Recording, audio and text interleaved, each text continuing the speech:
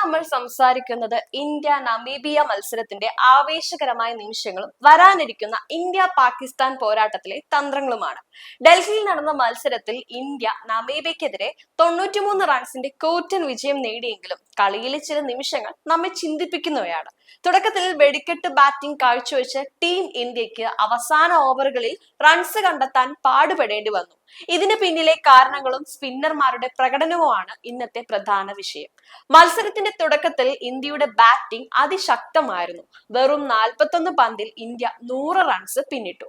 എന്നാൽ അടുത്ത 79 പന്തിൽ വെറും 109 റൺസ് മാത്രമാണ് ടീമിന് നേടാനായത്.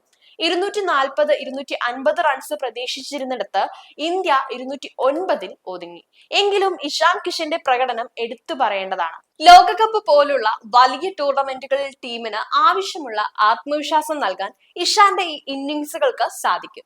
സഞ്ജു സാംസൺ നേടിയ 3 സിക്സറുകളും ടീമിന് വലിയൊരു പോസിറ്റീവ് എനർജിയാണ് നൽകിയത്. ഇന്ത്യയെ കൂറ്റൻ സ്കോറിൽ നിന്ന് തടഞ്ഞത് നമീബിയൻ ക്യാപ്റ്റൻ ജെറാർഡ് ഇറാസ്മസിന്റെ തന്ത്രപരമായ സ്പിൻ ബോളിംഗ് ആണ്. അമ്പയറുടെ പിന്നിൽ നിന്ന് പന്തെറിയുന്നതും വ്യത്യസ്തമായ ആംഗിളിൽ നിന്ന് പന്ത് റിലീസ് ചെയ്യുന്നതും ഇന്ത്യൻ ബാറ്റർമാരെ കുഴപ്പിച്ച ഒന്നാണ്. സ്പിന്നിങ്ങിന് മുന്നിൽ ഇന്ത്യ നിലപതറുന്നത് വരാനിരിക്കുന്ന പാകിസ്ഥാൻ മത്സരത്തിൽ ആശങ്കയുണ്ടാക്കാനും ഇടയുണ്ട്.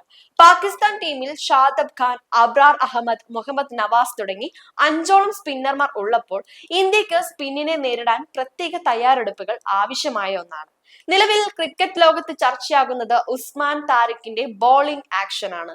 അദ്ദേഹം പന്തെറിയുന്നതിന് തൊട്ടു മുൻപ് എടുക്കുന്ന ചെറിയൊരു പോസ് നിയമപരമാണോ എന്നത് പലരുടെയും സംശയമാണ്. മുൻ ICC അമ്പയർ അനിൽ ചൗധരി ഇതിനെക്കുറിച്ച് വ്യക്തമായ മറുപടി നൽകുന്നുണ്ട്. താരിഖിന്റെ ആക്ഷൻ ഇതിനോടകം 2 തവണ പരിശോധിക്കപ്പെട്ടതാണ്. പന്ത് റിലീസ് ചെയ്യുന്ന സമയത്തെ കൈമുട്ടിന്റെ വളവ് 15 ഡിഗ്രിയിൽ താഴെയാണ്. അദ്ദേഹം എല്ലാ പന്തുകളും ഇതേ രീതിയിൽ എറിയുന്നതിനാൽ ഇത് അദ്ദേഹത്തിന്റെ ഒരു റൂട്ടീൻ ആക്ഷനായി കണക്കാക്കാം. എന്നാൽ ഏതെങ്കിലും പന്ത് ഈ പോസ് ഇല്ലാതെ എറിഞ്ഞാൽ അത് ബാറ്ററായി കബളിപ്പിക്കുന്നതായി കണ്ട് അമ്പയർക്ക് ഇടപെടാൻ സാധിക്കും. ഇന്ത്യൻ ടീമിന്റെ ഏറ്റവും വലിയ കരുത്ത് ഹാർദിക് പാണ്ഡ്യ എന്ന ഓൾറൗണ്ടർ ആണ്.